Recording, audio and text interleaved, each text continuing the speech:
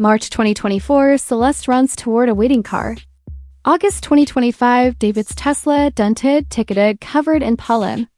And now his mother photographed at a gun shop in Texas, and still no arrest. In this episode, we break down the new evidence and the unanswered questions. This is Under Investigation. I'm Sleepy Lucy, and this is Under Investigation, where we highlight active and ongoing cases still developing in the news. Here's what we've uncovered so far. By now, many of you may have seen headlines about this case. But for those who haven't, here are the facts at the center of it all. On September 8, 2025, workers at a Hollywood impound lot noticed a foul odor coming from a Tesla that had recently been towed. Inside the front trunk, police found the decomposed remains of 15-year-old Celeste Rivas Hernandez, a teenager missing from Lake Elsinore for more than a year. The Tesla was registered to 20-year-old artist David Anthony Burke, known to millions of fans as David. And while he was on tour when the discovery was made, his car, his home, and now even his family have become the focus of an intensifying investigation. In this episode, we're not just retracing the timeline. We're looking at the new details, the 2024 surveillance footage, the Tesla that sat covered in pollen and tickets, and the sighting of David's mother in Texas, as we try to understand why even now there's still been no arrest. This is a developing story, and here's what we've learned since my last deep dive. Reports and family posts online suggest that Celeste had run away in January, February, March, and again in April of 2024, each time her family was left scrambling for answers. Her February disappearance was memorialized in her mother's first public facing post on Facebook, shared on February 18th, though she had created her profile years earlier. It appears this was the first time she used it, resharing a post her sister made, pleading for help to bring Celeste home. Then the following month on Tuesday morning, March 19th, surveillance cameras in Lake Elsinore captured one of the last clear images of her. It was around 7 a.m., a school day. She was just 13 years old, an age where she should have been in class, not vanishing from home. In the footage, she's wearing a hoodie and light-colored pants, walking down the street before suddenly breaking into a run. But she isn't carrying a backpack or any school belongings, a clear sign she wasn't headed to class. That video came from Diageo Spirits, a local liquor store. According to the owner, Ellie Nadav, it appeared she was running toward a waiting vehicle, though the car itself is out of frame. Ellie told TMZ that Celeste's sister came into the shop that same morning, asking to review the tapes, hoping to confirm whether Celeste had run away. Her family later confirmed it was her. Ellie turned the footage over to them in hopes it might help bring her back. And just days later, her family posted another missing person flyer online dated April 5th, 2024, the one that would eventually circulate most widely. This shows a pattern of disappearance. She was vanishing repeatedly, sometimes returning but slipping further away each time. By the time Celeste's body was discovered in September of 2025, more than a year had passed since she'd first been reported missing. Looking back at her mother's Facebook page reveals a timeline that raises its own questions. Though Celeste had reportedly run away in January of 2024, her mother didn't post about it then. The first public facing posts about Celeste being missing appear on February 18, 2024, when she reshared her sister's plea for help. But March raises questions. On March 19th, surveillance footage captured Celeste in Lake Elsinore, and her sister even went to the liquor store that very morning to confirm she was on the tape. Yet, despite the urgency, her mother didn't post about Celeste again until March 28th, 9 days later. In those 9 days, her Facebook activity didn't stop. Instead, her timeline shows food posts, home improvement videos, and inspirational quotes almost daily. Only then, on the 28th, did she finally reshare another family member's plea for help. For some, the gap feels noticeable. Not necessarily because parents cope the same way, but because of the contrast. The absence of missing child posts during such a critical time alongside a steady stream of casual updates. One commenter even accused her of not caring. Then in April, the flyer that circulated most widely listed Celeste as last seen on April 5th. But her mother didn't share anything until April the 25th, and even then, she reposted the March flyer, not the updated one. In between those appeals, her feed had become quite active, filled with memes, food, fashion content, vacation spots, and even posts about other missing children, at least 4. But after the April 25th post, I found no further mentions of Celeste's disappearance on her timeline. It suggests one of two possibilities. Either Celeste was still in contact with her mother during busy periods, perhaps coming and going, or the family dynamic itself was troubled in ways that shaped how these disappearances were handled. Taken together, these details don't erase the tragedy, but they do point to a complicated picture at home. A teenager running away repeatedly, a mother posting inconsistently, and a family left trying to manage a situation far more complex than a single missing person report could ever capture. And then, more than a year later, the focus shifted away from Lake Elsinore to a black Tesla parked in the Hollywood Hills, a car that would soon become the central piece of the puzzle. On August 26, someone in the neighborhood called police to complain about a suspicious abandoned vehicle. On August 27th at 2:26 p.m., a parking enforcement officer inspected the Tesla. The record notes a black Tesla passenger car with Texas plates and a rear dent. As procedure, the officer chalked the tires, a standard way of tracking whether a car has been moved. The plan was to return in 72 hours. When the vehicle was still in the same spot, a citation was issued on September 3rd at 12 o'clock a.m. for violating the 72-hour parking ordinance. The car was located in front of 1406 Bluebird Avenue, just a block from a residence where David was staying. Photos taken at the time of ticketing told an even clearer story. The car looked like it hadn't moved in weeks. Its surface coated in dust, pollen, and sediment. Which raises the obvious question, why would David leave a $100,000 Tesla on the street while he was away on tour?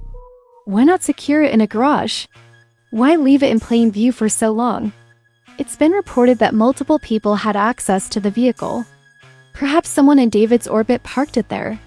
And with the Tesla's built-in cameras and neighborhood surveillance footage, it seems only a matter of time before investigators can determine who put it there and who may have last accessed the trunk where Celeste was later found. That may also explain why David has not been arrested.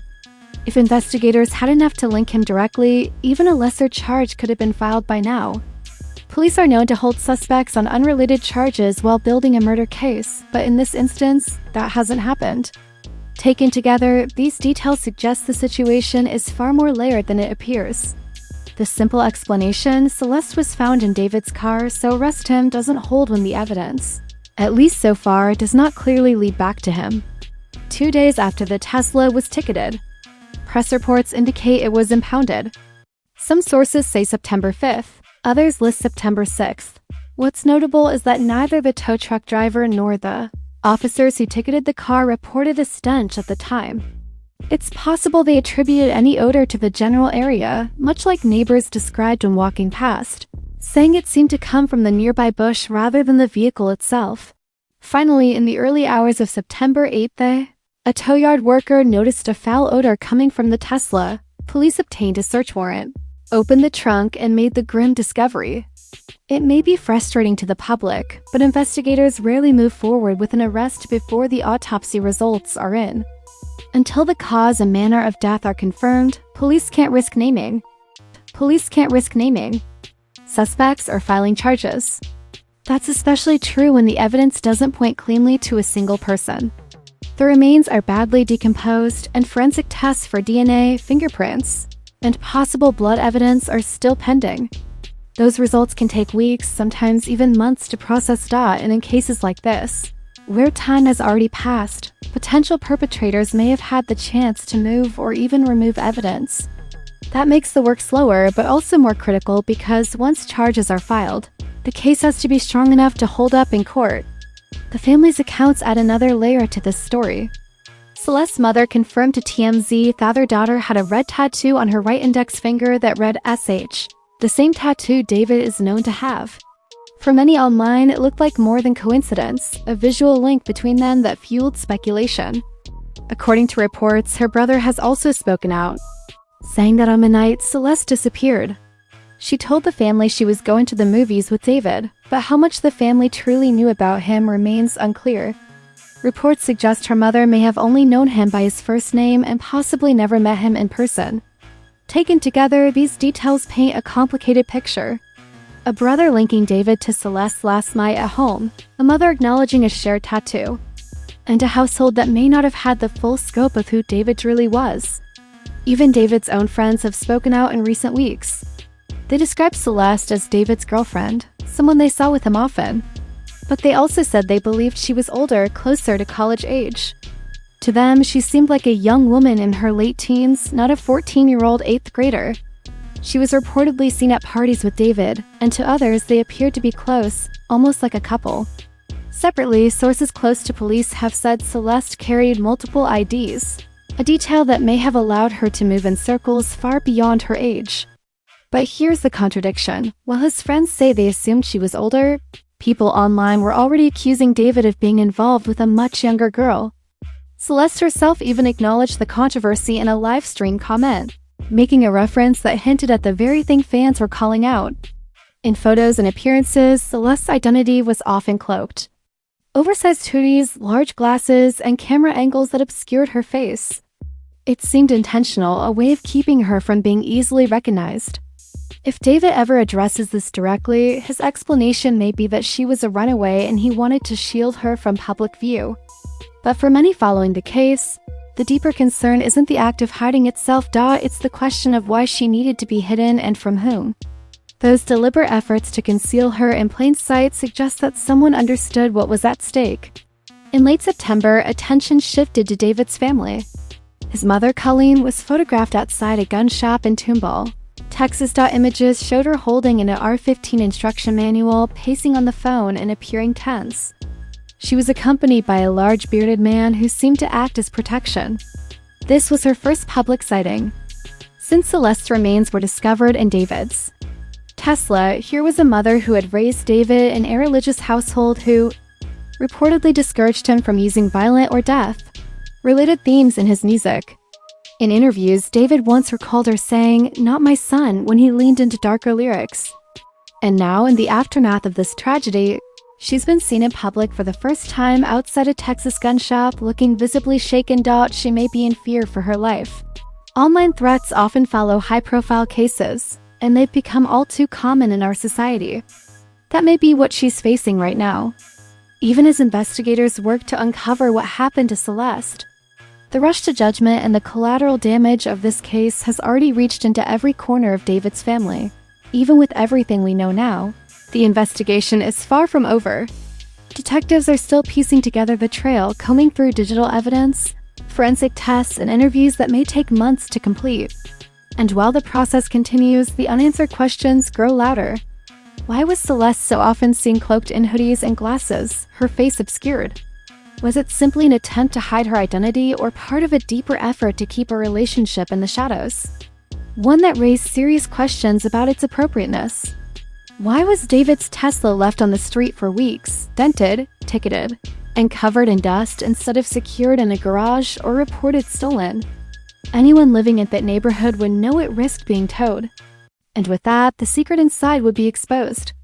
And perhaps the most haunting question of all, has David been leaving breadcrumbs of his life with Celeste in his music, videos, and posts all along?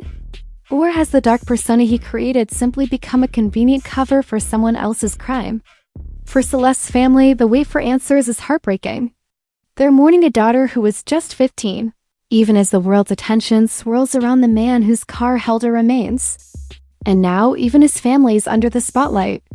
A mother once proud of her son's success, now navigating fear, scrutiny, and online threats. It's a reminder that in cases like this, tragedy ripples outward, touching far more lives than the ones at the center. Until investigators can connect the evidence into a complete picture, one that will hold up in a courtroom, this case remains unsettled and painful. And the question lingers, will the truth ever be clear enough to bring someone to justice for Celeste's death? This is Under Investigation. Thank you for watching. Thank you for watching.